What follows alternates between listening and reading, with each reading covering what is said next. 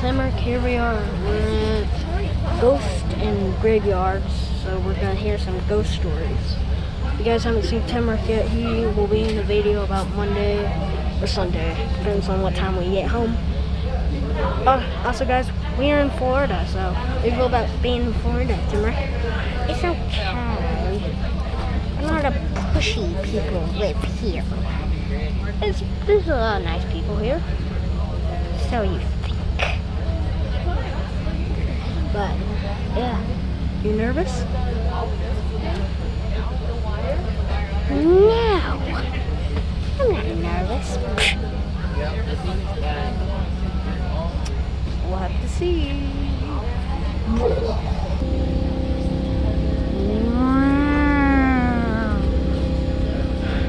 You like it? We're gonna get this thing moving. In a second. There's still people that have to get on, so gotta wait for them. Up in the temperature outside. Because it is very hot today.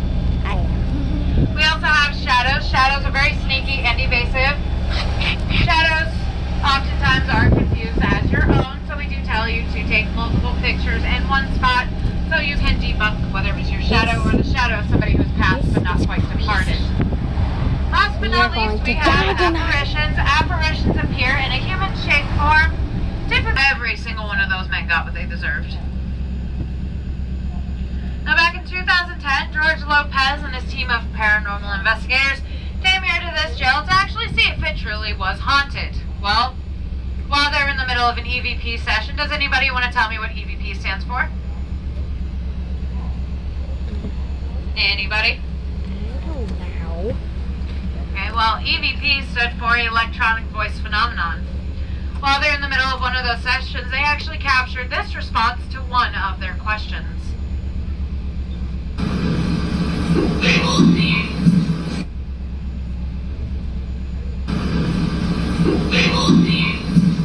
Did you guys catch what it said? No.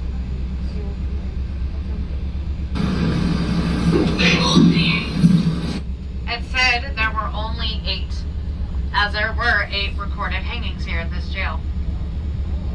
But that wasn't the only activity captured here that night. One of the ladies from his team went up to the second floor in the main cell blocks with her voice recorder and her phone to take pictures.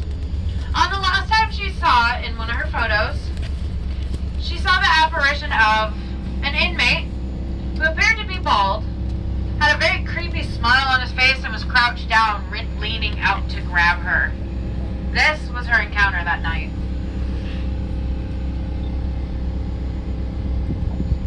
Okay. Now that was not cool. I'm really glad to see it scared me so bad. I swear to God, oh my God, it was like somebody like he was trying to see me. It was like, you didn't even have to hear it was wrong. I'm dead serious, like, that just freaked me out so bad. Terrifying, isn't it? But you actually don't have to be a professional investigator to capture activity here at our jail. We do offer an old jail after dark experience where you guys can go inside and put your investigative skills to the test. If you're brave enough, of course. And who knows, maybe we'll be telling our next group of visitors about your haunting experience inside that jail. Oldest and most spiritually active cemeteries here in St. Augustine. This cemetery is called the Huguenot Cemetery. Now, in the early 1800s, there was a ship coming up from Cuba. Guys, can you keep your conversations to a minimum, please? Thank you. There was a ship coming up from Cuba to deliver goods to everybody here in the town. Once that ship made its way into the harbor, everybody ran outside to greet them and go grab their supplies. They ran outside and realized that there was nobody on the deck of that ship. They tied up that boat, climbed on board, looked around, and still couldn't find anybody until they found everybody, including the captain, all dead. Nobody knew exactly what caused their deaths, but they later would figure that out. They pushed those dead bodies to the side and grabbed all the supplies and began to hand them out to everybody in town. Not long after the supplies had been handed out, everybody in town began to get very sick. Now, in the 1800s, St. Augustine only had a population of 3,000. That's much lower than what it is today. Well, because of St. Augustine's small population, it was dwindling even faster. 12 people were dying a day here in St. Augustine because of a yellow fever outbreak. You heard me correctly. 12 people were dying a day. Church bells downtown would ring out for those that were dying, but would soon cease out of fear and respect for those that were still alive, as they were afraid they were going to be next.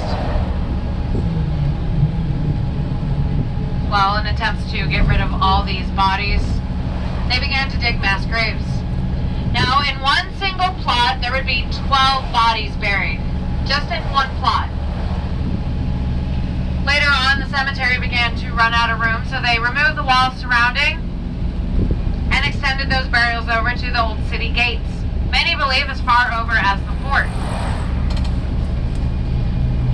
Well, once that yellow fever pandemic had slowed down, they put the walls back up around Huguenot Cemetery. Many people believe and speculate that the road we'll be traveling over shortly still contains those lost souls.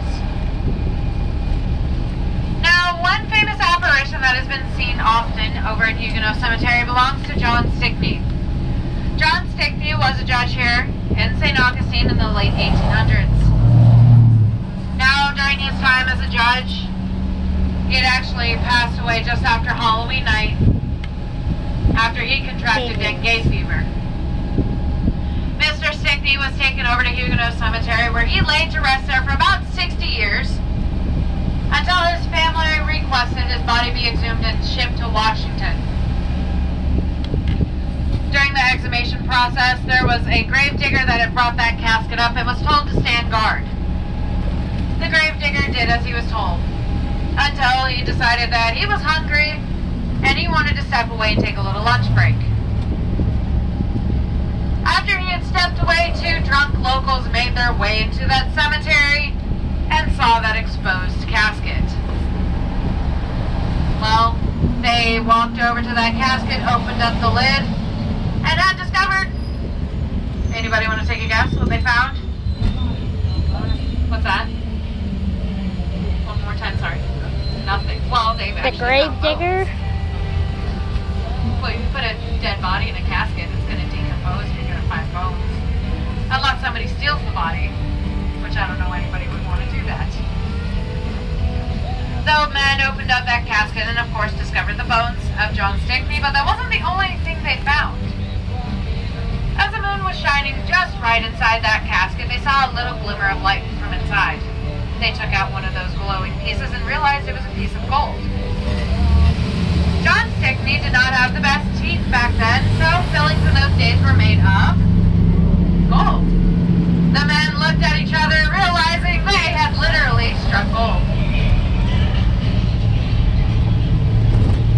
I got a lot of eye rolls on that one.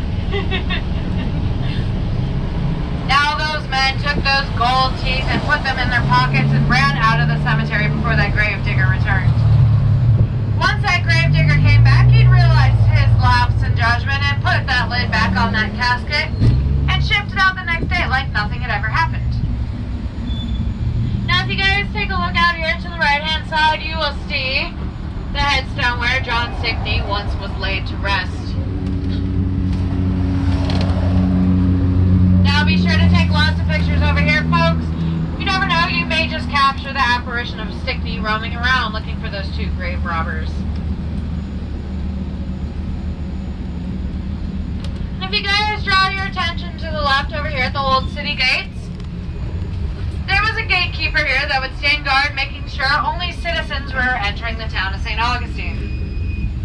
Well, this gatekeeper had an 11-year-old daughter that went by the name of Elizabeth.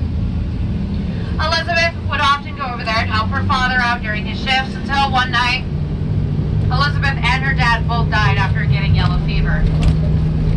Many visitors that go through those gates We'll tell some of the shop owners over here that they love and appreciate the young historical actor we have at our gates. Well, the shop owners will give some of these visitors a crazy look and proceed to tell them that we don't have any young historical actors that stand at those gates. Sometimes visitors will turn around and see a little girl disappear into a mist.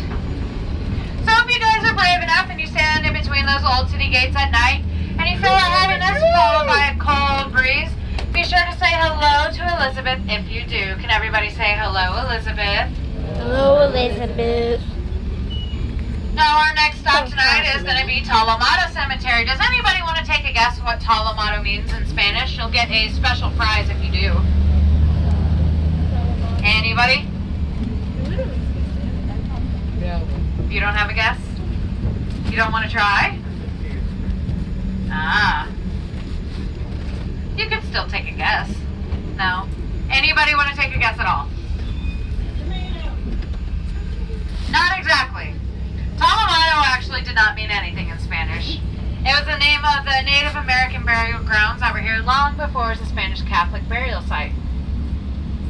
So I would love for you guys to get up and follow me over to our viewing platform so I can share a couple stories with you guys.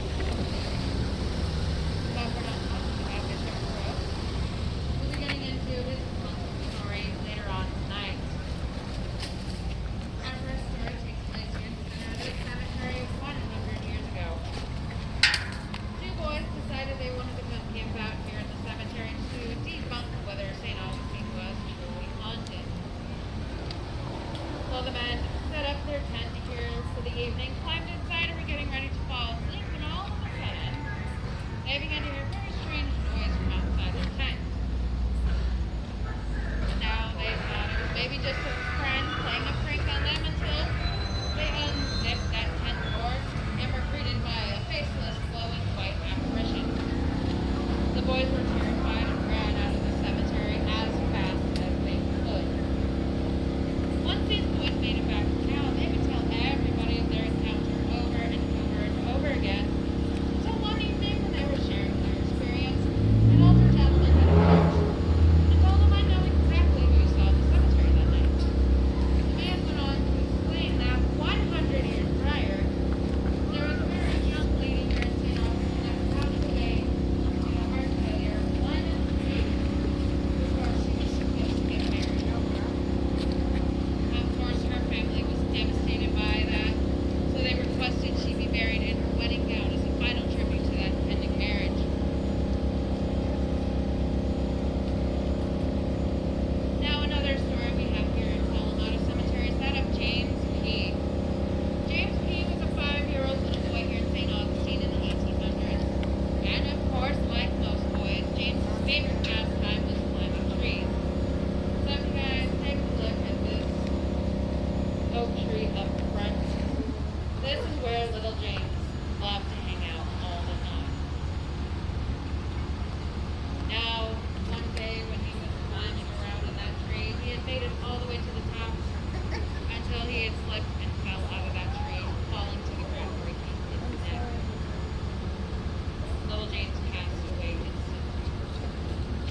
Now, it's been rumored that little James was an orphan because nobody ever came and claimed his body after he had passed.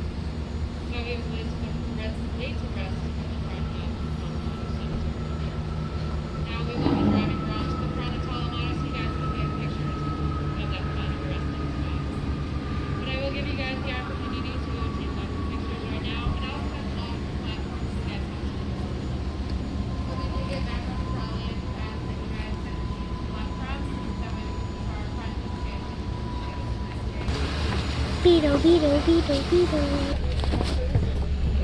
So guys, today, this is probably the end of the video. We'll see you tomorrow at the alligator farm. Hey Carter. What? Alligators eat frogs. I'm pretty sure. Well, Carter will see you tomorrow at the alligator farm.